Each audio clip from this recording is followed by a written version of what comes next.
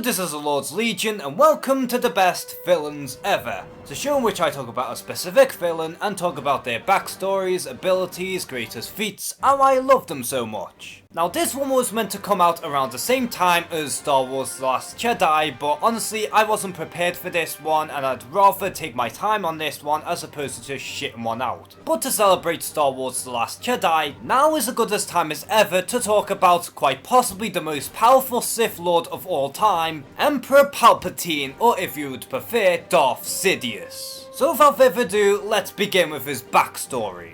Now from the very beginning, Palpatine has always been known to be an angry and power-hungry man. He also had a deep hatred towards his family as they believed that Palpatine was showing signs of a psychopath. Over time, Palpatine studied the Sith Lord as well as politics in order to better himself. This however caught the attention of Hugo the Mask, who in reality was actually Darth Plagueis. And so eventually the two bonded and ultimately tried to manipulate the Naboo elections. And as soon as his father discovered what Palpatine was doing the entire time, he decided to separate his son from Darth Plagueis so that Palpatine couldn't influence the Naboo elections. And due to his father's interference and the fact that he just downright hated his family, Palpatine ultimately slaughtered his entire family. And then moments later, Darth Plagueis came into Palpatine's aid and helped clearing his name. And then by the time the dust was settled, Darth Plagueis took Palpatine into the Sith Order and given him the new alias of Darth Sidious. Over time, Darth Sidious became more powerful and gained more knowledge out of Darth Plagueis about the dark side of the Force. And because Palpatine was craving for so much more power, he decided to kill his master Darth Plagueis, to which fulfilled the tradition of the rule of two Sith, to which the apprentice surpasses the master.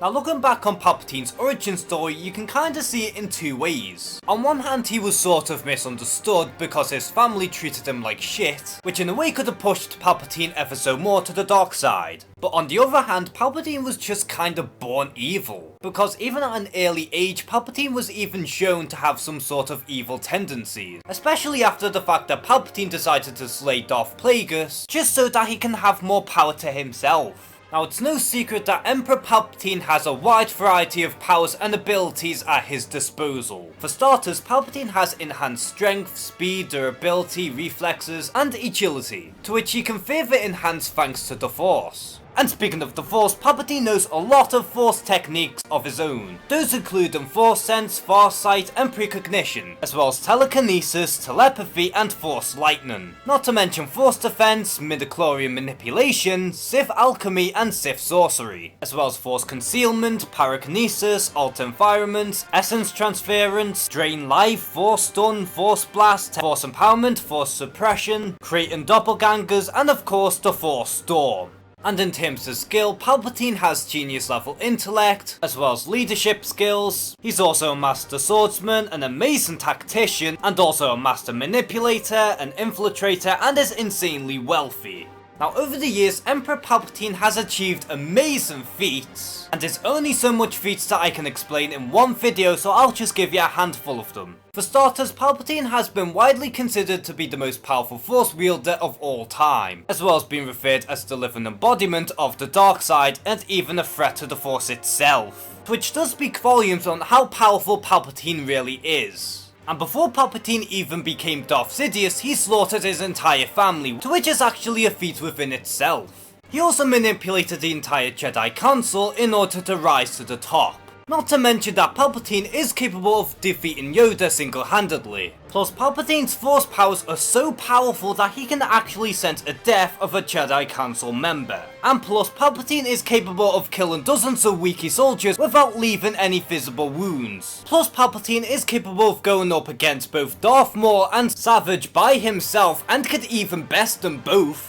Plus Palpatine is capable of speed blitzing against multiple Jedi at once, and he has been shown capable of doing the same thing multiple times. Not to mention that Palpatine was also capable of strangling Count Dooku from across the galaxy. Not to mention that Palpatine's Force Lightning is so powerful that it's capable of stunning Yoda, Darth Maul, and almost killed Luke Skywalker if it wasn't for Vader saving his ass at the last second. Plus, Palpatine is so skilled with his Force Lightning that he was capable of bending Mace Windu's lightsaber and ultimately killed Mace Windu in the process. Despite how many people believe that Mace Windu is still alive somewhere, and that he could potentially be Snoke. Plus, his Force Lightning is capable of wiping out entire armies with one single strike. And Palpatine is that skilled with Force Lightning that he was capable of wiping out an entire army without hitting any of his elite guards. And plus, the lightning itself is so fast that not even Yoda himself can react to it. Plus, Palpatine's Force Barrier is so powerful that he can withstand his very own Force Lightning, and even survived Galen Marek's Suicide Blast without even much of a scratch. Now, Emperor Palpatine has made it onto other mediums as well, such as the 2003's Clone Wars series, which does take place in between Attack of the Clones and Revenge of the Sith. And at that point in the timeline, Palpatine was still scheming behind the Jedi Council's back.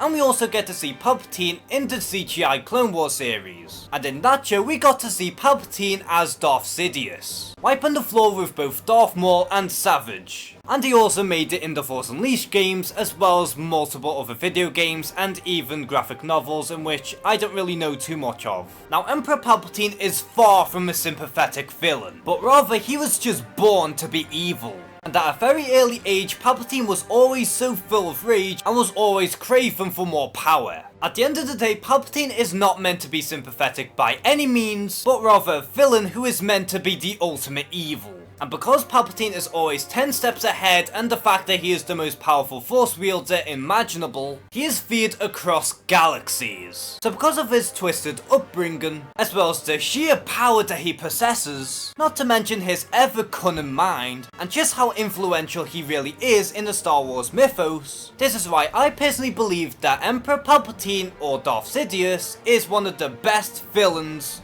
of all time. So are you a fan of Emperor Palpatine, and what are some of your favourite moments from Darth Sidious himself? Comment below and share some thoughts. And as always, thank you guys for watching this video. Please like and subscribe.